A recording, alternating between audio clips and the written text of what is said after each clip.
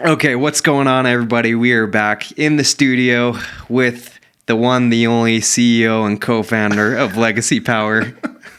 just kidding. But with the one, the only Mr. Jake Ransom. Thanks for coming on the show with us today. Absolutely. Thanks for having me on, bro. Honored to be here. Honored to spend some time with you. Yeah, it's going to be a good time. And Jake, we've been friends for a while now, over here working at Legacy. If you want an opportunity, hit us up for the best job in town in San Diego. Come on. But I'm excited for this because Jake, he is really the experience I've had working with this guy. He's kind of the lifeblood of the organization. He gets people fired up. He's like, if you go out and knock doors with this guy, it's a trip. It's an experience. He's like all over the place, jogging door to door. So today we're going to be just jamming on like how he's been able to develop such a strong culture, how he just incorporates a lot of fun into this job where a lot of us, I think, sometimes complain, a lot of negativity at times. So I'm excited for it. But yeah, do you want to kind of introduce how you got into solar, Jake, and tell us about your experience so far in the industry?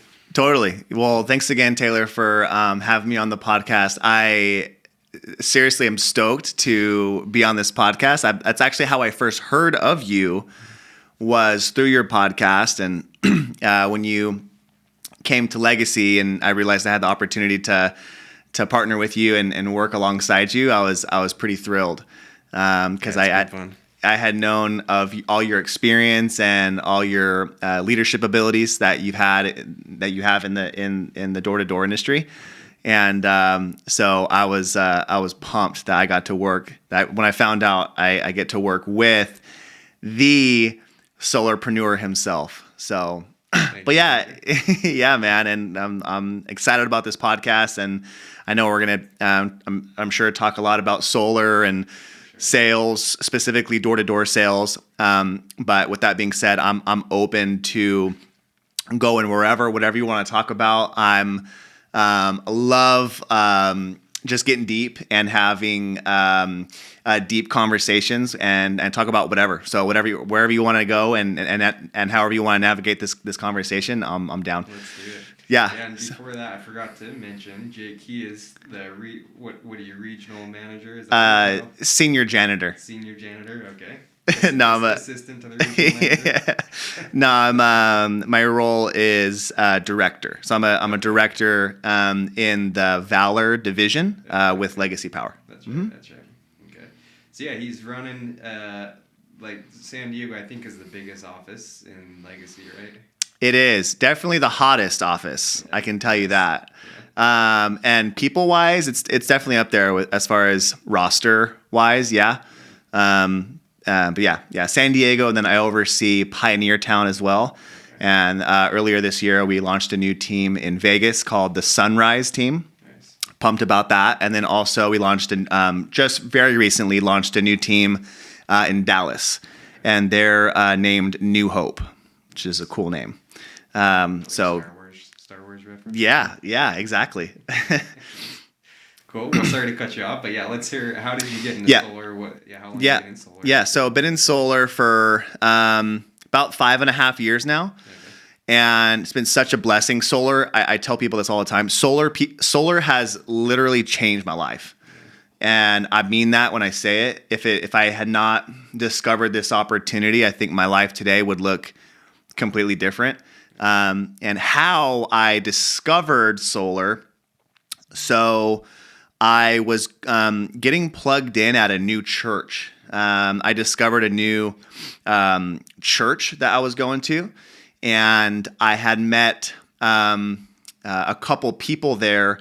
One of my friends that was going there was like, "Hey, we're doing this thing, and it's solar." And I was kind of seeing it from the distance, and so him alongside with 2 or 3 other guys were into it. And I, at the time, I was an Uber driver. And this was in a season of my life when I was kind of getting on my feet. I was newly sober. I had just transitioned out of a treatment center, and I was living in a sober living And I was actually the house manager of that sober living house, and also working for the treatment center that I had just went through. And then, so doing that, and then also driving for Uber, kind of like during the nighttime and whenever I could, you know? So was doing that, and I was in this kind of chapter of my life where I was kind of getting more and more into personal development and more into just growth overall, and trying to become a better version of myself. So, and then started going to this new church and met a couple guys there, and yeah, they were like, "Hey, we're doing this thing. It's solar and like solar panels, and we're making like a ton of money. Like we're crushing it." And I was like, "Cool." I was like, "Okay, like interesting. Tell me more."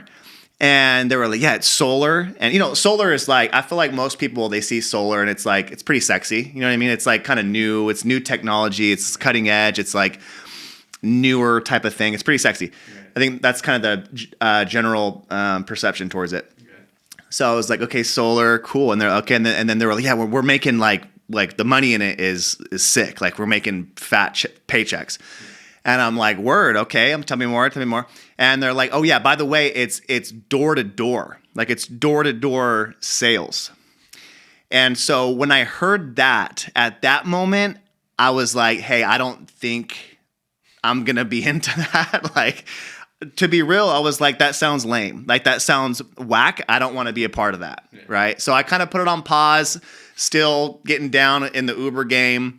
And I was still kind of, you know, friends with them and still kind of watching them from a distance, seeing them do their, you know, the solar thing. And then I'll never forget. There was a kind of an epiphany moment that I had, and I don't know if you've have had any of these moments in your life where there were like significant happenings or a significant day where you had like a realization or a moment of clarity that like sparked something inside of you to want to make a change in some area of your life. Yeah. So for me, it was when, at the time, I was living in a little studio. Honestly, the studio was probably about the size of this room, not very big at all. And I was getting home from driving Uber. I drove Uber like all night. I was getting home at it was like 3 a.m. And I would pick up drunk people like from downtown, and because that on the weekends when you're driving at that time of night, that's usually who you're picking up, is like people that are like drunk from downtown and like Pacific Beach and stuff like that. So I was getting home and I parked my car and I was walking into I'll never forget. I was walking back to my studio, this tiny studio I was living in, and I had this moment of clarity, this realization where I realized that, man, I am capable of so much more for my life. And like I said, I was just getting involved and learning more about personal development and finding different books and speakers and like podcasts, honestly, and stuff like this that were kind of getting my mind churning, you know? And so it's a pretty heavy thing to think about it when you realize that you're worth more, and that you know that you're capable of earning more for yourself income wise. That there's something I think that happens in many of us, including myself, where I'm like, hey, I know I'm capable of more. So I'm ready to do something new. And at that time, I had heard about, to bring it full circle, I had heard about the solar opportunity. It was kind of lingering in the back of my mind from my friends, and kind of seeing them. So I'm like, hey, you know what? I don't know anything about sales. I didn't have any sales experience. I don't know anything about solar, but let me take a risk on myself. Let me take a leap of faith. And so I just dove into it head first. No experience, definitely no door-to-door experience. And I just kind of dove in and figured it out from there. Wow, that's cool. Mm-hmm. So was it? So was a couple people at your church? Was yeah. It John or a couple different people? Yep. Yeah. John Soriano and my friend Jordan Matesius. Okay. Yeah, and then there was another guy, Michael Goochman. Yep. They kind of meeting them, and they were kind of the ones that brought me into the business. So. Yeah. That's so cool. Yeah. Well, congrats on getting sober, by the way. Thanks, bro. I hadn't heard that part of the story, so yeah, that's really cool. Thanks, bro. Yeah, I'm coming up on this year. I'll celebrate 9 years sober. That's so cool. Yeah. That's awesome. Thanks, man. Yeah, well, and I think, I don't know, but I've seen a lot of people in solar, in door-to-door sales specifically, like we all got ADD, a lot of people, you know, struggle with addiction, things like that. That's what's really cool is people take this job seriously. They're not only making really good money, but it's really awesome to hear like life-changing stories like that. And I know you like started getting sober before solar, but I'm sure that's personal development, probably, you know, increasing your being in solar. I'm sure those things probably help just as you've like had that mind shift and everything too, right? Definitely. And I was actually hesitant to go into door-to-door sales and further into entrepreneurship because I knew it was, especially in your first year or two, it's tough. Like, I mean, still to this day, it's a hard business to be in, you know, just being an entrepreneur. And in my first year in door to door, there was these times where I was super challenged, and I'm like, it was just like so difficult for me because it took me a while to learn everything. And at a certain point, I was kind of in a way fearful that it was going to jeopardize my recovery. You know what I mean? And I was like, man, am I taking too much of a risk? Because I know, and still even now, my recovery is the most important thing in my life, you know? So I've always done my best to preserve it and to protect it. So I was hesitant about going further into door to door because I knew that it was going to be very difficult and stressful. And so I was like, man, is that going to, you know, jeopardize my recovery? But what I've actually learned is that, and I'm so glad I continued to persevere, because what I've learned is that it's been a good thing. And me practicing the mental endurance to not quit and to not give up, a lot of the principles that you learn in door to door, and I think in entrepreneurship in general, a lot of those are the same principles that we learn in recovery. Learning how to take inventory of kind of what's going on in our mind, and understanding how to treat people well, and practice integrity, and always do right by people, and honesty, and focusing on spiritual health. A lot of parallels that I've learned, and if anything, I think being in what I've learned in door to door has strengthened my recovery. So awesome. To kind of bring it to summarize that. That's kind of how I view it. And so, I just want to share that with you. Yeah, no, that's cool. Yeah, no, I got a lot of respect. I've talked to people, and a lot of people in recovery, and it's like to get where you're at a point of staying sober and go with, you know, they got like the 12 steps, Alcoholics Anonymous and all that. Yep, so that's where I got sober. Yeah, I definitely agree. It's like a lot of parallels in that if you can master those things, it's going to help a lot in what we do. So I'm even if you're not like struggling in addiction or anything, I think that's almost a good thing for any person in door-to-door sales to like explore and figure out how to, you know, and sometimes kind of master your emotions. Sometimes, unfortunately, people, they get taken out by the stressors of being people that are sober that get into entrepreneurship.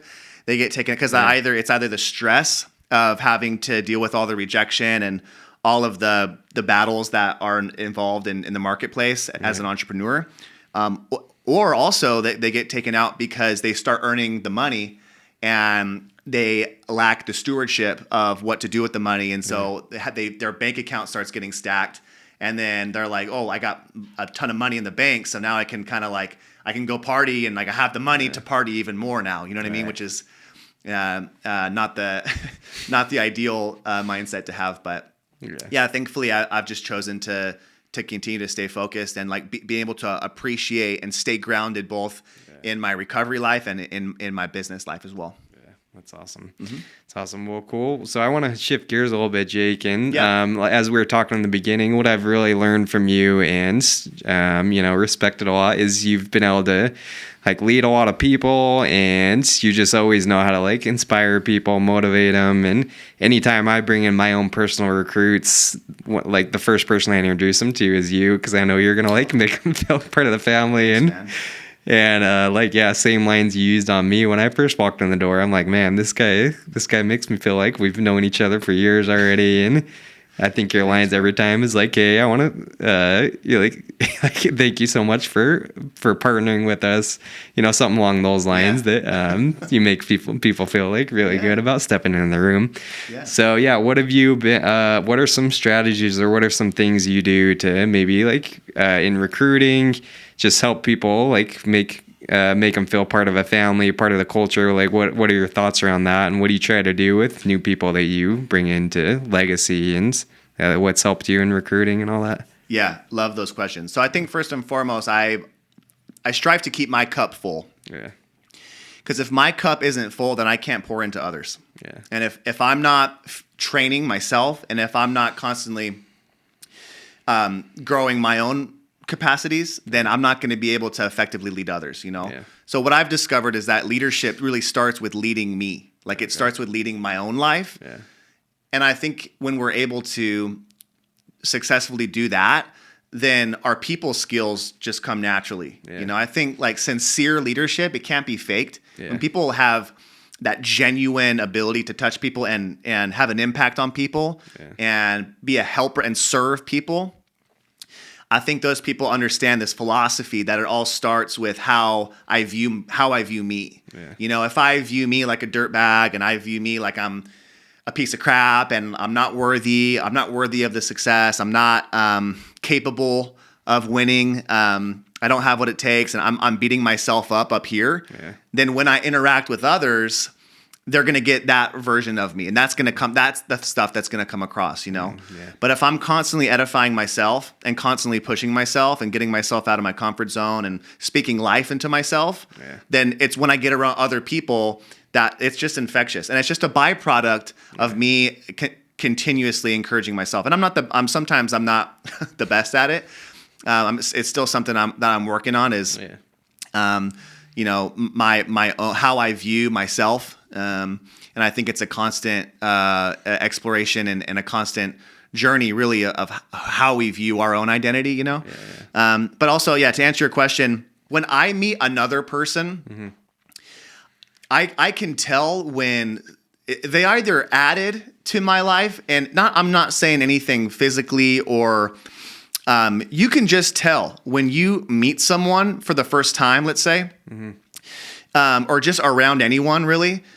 You can tell when they're contributing and they're bringing life and more life into the atmosphere, or if they're draining the atmosphere, if they're lowering the vibration, or if they're bringing negativity.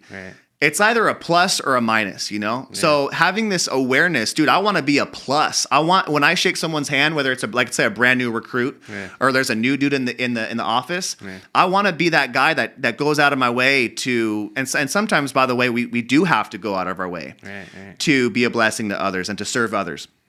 But let's say there's a brand new recruit in the office. I have no idea who he is. I just saw him come in. He's an unfamiliar face. You can kind of tell he's there for the first time.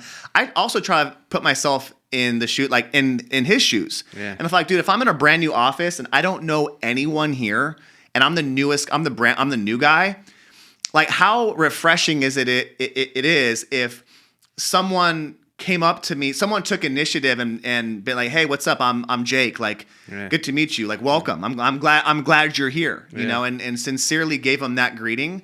Which, by the way, that's how you can find the leader. The leader is typically the one that's adding the most life and contributing with a spirit of encouragement the most. Which, by the way, you ask about leadership. When someone walks into the room, they should be able to find the leader. And a lot of times, it's not even by the leader saying anything. The leader doesn't even have to say something. You can kind of just know. You can be in a brand new room or walk into a new building and see a group of people, and the leader should be able to be identified. And I having this awareness, I want to be easily found and seen as the leader. And so the more I can do to show the newest people that I'm there to serve them, the better.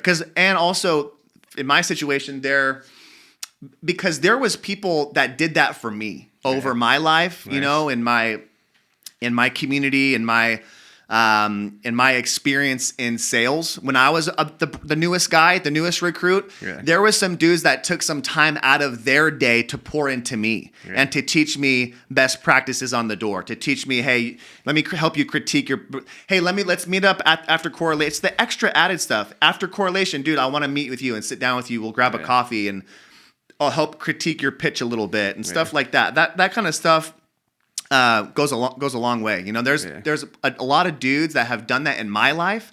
So a lot of it is understanding the impact that others have made on my life. I feel an obligation to return the favor to the other guys, the other new guys. You know what I'm saying? Yeah, that's really good. Is that why you shave your head? Just so people recognize you right away? The extra glisten, the extra sparkle. This guy's different somehow. I my hair started thinning, so that's why I started to just buzz it off. Yeah. Well, you look good. You look good. Thanks. What's really cool is it kind of reminds me, so I did like a 2-year mission for my church and everything. Love it. And like we had a mission president that would like lead us and, tell us what to do and all that. Mm-hmm. So one of his big things is in order to get people to actually stay, because we would baptize all these people, but I was down in Colombia. So it's like a lot of people would say yes and get baptized, but then they would just kind of fall off or stop coming to church and everything. Yeah. So one of his big things is he would say you got to like basically create like a friend circle for these people. So they need to have like kind of a responsibility, a calling, and then a group of friends too. Yeah. And that way they're going to stay active. So a lot of what you do kind of reminds me of that, is you make people feel like so comfortable and, feel like they're part of something bigger, feel like they have a friend in there. And I think that goes a long ways towards just getting people to stick. Obviously, they got to make money too, but I think there's something to be said about getting people to feel good. And that's what you did to me. I remember because I was pretty hesitant to join Legacy, and you were calling me, and that definitely played a part in me coming over too. Awesome, I felt comfortable and all that. So now I definitely respect it. Thanks for sharing that. Yeah, definitely. Yeah, I think people need community. Yeah. Like people are starving for community. A lot of times, I see people try to figure out life on their own, make decisions on their own. And sometimes that can be a scary thing. It can be daunting to be in a new place or a new environment or a new ecosystem and not know people or not know what you're doing. Yeah. And so when we're a part of a community, we're around other like-minded people that can help us to feel like we're a part of a group, and we were designed, by the way, I believe God designed us to be a part of a tribe. Right. Yeah. And when people isolate themselves, speaking for me, it's the times when I've isolated myself and I want to distance myself from people for an extended period of time. By the way, it's okay to distance yourself from people from time on occasion to kind of do self-reflection and do all that. That can be healthy. But I'm saying for an extended period of time. Yeah. There's I think it's the times when I've done that for too long, and I've tried to find solutions on my own and haven't been resourceful through other people or through a community, that I've made stupid decisions and just haven't had any growth. It's how we learn. It's everything in life. I feel like most of life is all about relationships. Yeah. You know what I mean? It's all about who you know. It's all about who can share with you the next opportunity, who's going to open the next door, who's going to give you some guidance or some direction to help. Dude, one person could forever change the trajectory of your life. True, yeah. So it's like you never know who you're going to meet that can completely change and revolutionize the way that you think, that can set you on a different course. I'm fascinated by that. Yeah, definitely. Yeah, and I want to, before we're out of time, I want to touch a little bit on just like culture. So here over in San Diego, I remember something that I was a little like maybe concerned about when I first came in is like we got a huge office here. Yeah. It's like I don't even know what 100 people maybe. Yeah, it's popping. It's a big office, but I had always been part of like smaller teams, so I was hesitant. I'm like, man, if I join this, I'm just going to be another like face in the crowd. Sure. There's not going to be maybe as much accountability, and I guess those were some of my concerns. And maybe some people listening to this are with small offices, big offices. But I think I've been surprised at like how well, even though it's a big office, we're kind of divided up into squads, and we got like a group chat that's popping, things like that. So what are, maybe for our listeners, what are like some strategies being a part of like a bigger office? How would you say that you've been able to help like create like a really good culture and still kind of like have that element where you feel like you're part of like a smaller group and have accountability, maybe some stuff you do in like the group chat? Can you speak to that and for our listeners? Yeah. Absolutely. That's a great question. And I've definitely, it's intentional. We want to have, what we don't want to have is people on the team feeling like they're a small fish in like a giant ocean of people. Because if that happens, people just get lost in the sauce, and it's harder to track people where they're at and hold people accountable to making sure that they're doing well and living a solid life, like on the team and like in their personal life as well. And so and this is kind of a Valor philosophy, is we do want to grow. We want to grow massively and accelerate this thing and blow this thing up. But as we're growing, we don't want to lose sight of the intimacy and the tight knit feel. Yeah. I think when you get to a group of like, let's say 50 people, if you have an office of 50 people, I feel like that's like a solid group. Right. You know what I mean? I feel like that's a pretty, just overall, like when you think of like a door-to-door sales team, like 50 people is like a healthy number, Okay. So we're at the San Diego team there's like 100 people on our roster. Okay. When it starts to get above 100 people, I think that's when it gets more and more difficult. Now you can have one office of 100, 150, 200 people. It's possible. But it could be wise to eventually begin to thinking of some type of break off group at that point. Yeah. Thankfully, we have our structure with the squads and the squad system, which will help. You can have one pretty big team, and there's still accountability through the squads. Okay. But I think in general, if you have a team, once you get past 100 reps, it truly does become more and more difficult for you to maintain that tight knit feel. Mm-hmm. But yeah, I think that, and then to answer your question about communication, I've always been an advocate of I've always been an advocate of over communicating. Yeah. I think a lot of the downside, a lot of the downfall of teams and leaders who are leading teams is just simple miscommunication, or the leaders just straight up don't communicate enough. Yeah. So sometimes I feel, okay, is this too much that I'm telling the leaders and myself to like continue to do these announcements or reminders or encouragements and stuff like that? But I always lean more towards over communicating. Yeah. And I think this is a good nugget right here, especially for people who are leading and developing teams. I think over communication most of the time is a good thing. Yeah. Because if there's a constant announcements, constant reminders of happenings and stuff like this, then that's going to be the team is going to constantly be hearing from the leader and from the other people on the team. I've firsthand seen, for example, we have our group me. That's our main thread of communication amongst the team. Yeah. So every single time, if the group me is dead and there's not a pretty consistent activity in the group me, that's a reflection that the team is dead. Yeah. You know what I'm saying?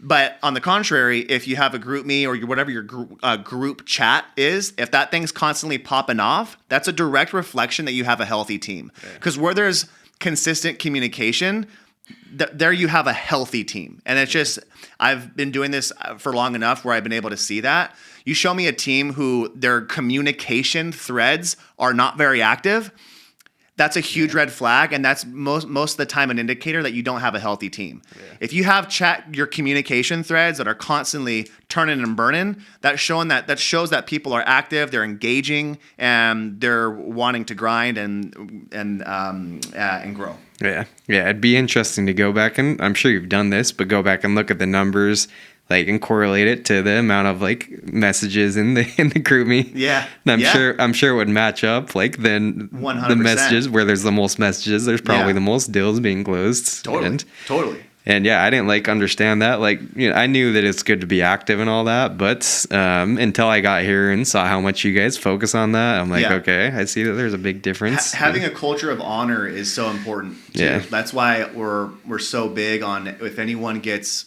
you know, let's say a closer gets a boom, gets a deal. Yeah. Like the expectation is that every single person on the team like shouts them out and shows them love, and celebrating one another is so huge. Because where you lack honor, you lack a sense of respect. Yeah. And as soon as that sense of respect diminishes amongst the team, it's really hard to build momentum. Yeah. What honor does is it creates a foundation for massive growth, because when you have that spirit of celebration and honor, people want to be a part of that. Yeah. People want to be around people who are congratulating and celebrating one another. So everything from, if you get an install, like everyone's showing you mad to a deal. If it's this is the even better yet, this is the best. If it's a brand new guy, like we're talking about the new guys, right? Yeah. Brand new guy, setter gets his very first bill. Yeah. Like dude got his very first bill. To me, that's badass. Yeah. And I, as the leader, I want to see every single person on the roster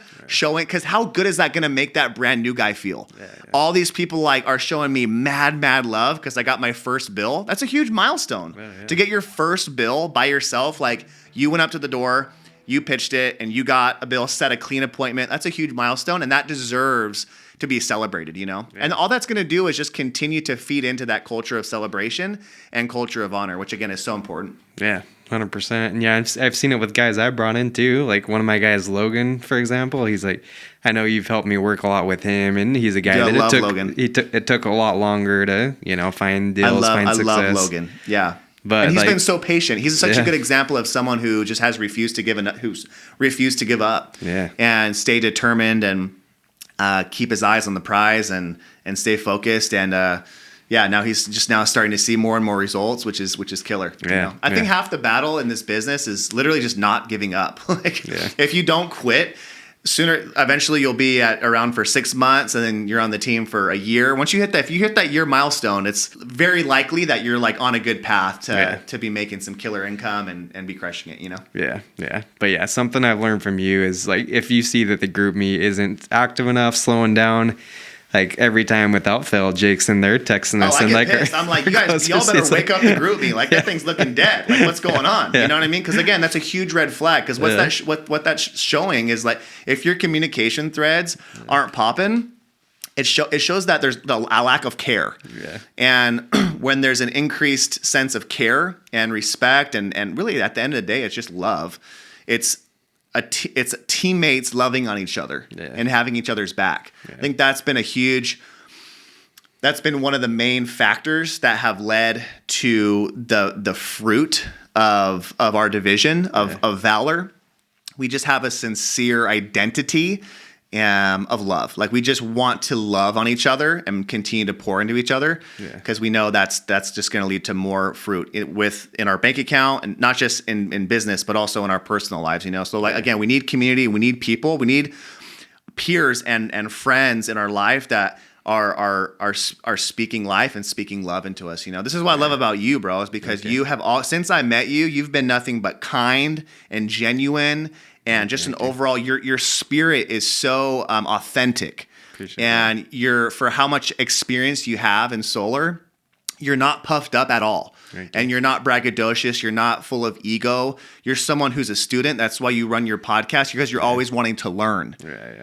And I have so much admiration for the way that you operate. Because mainly of your humility and your student mindset. Thank you. Yeah, so I want to tell you that, bro. Appreciate that. Thank you, brother.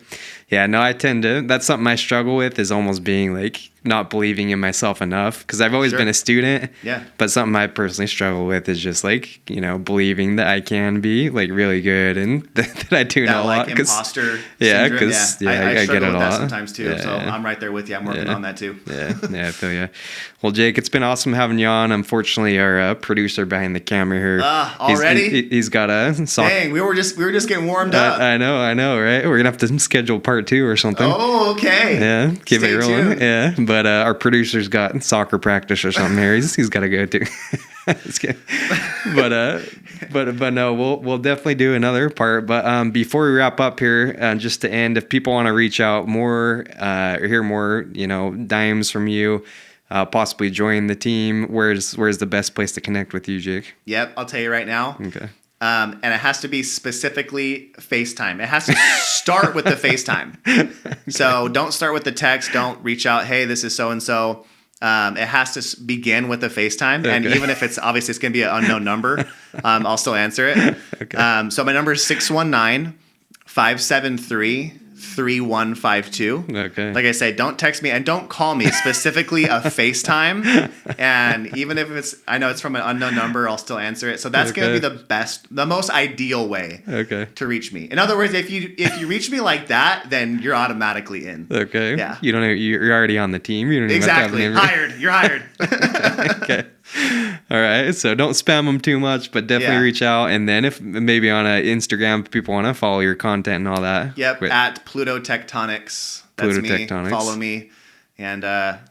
Okay. Would you love space or something? I've never heard the story of being Pluto. Yeah. Pluto is my nickname. Okay. A lot of my friends call me Pluto. Nice. So, like it. Yeah. Cool. All right, man. Well, thanks again for coming on. So, guys, go shoot Jake a DM. Let him know you appreciate him. Shoot him a FaceTime, and start to implement these things in your team. Make sure you have a group chats, build the culture, love your people, and those are all things that are going to help your team for sure. So, thanks again, Jake. It's been fun. Love you, bro. We'll talk to you soon.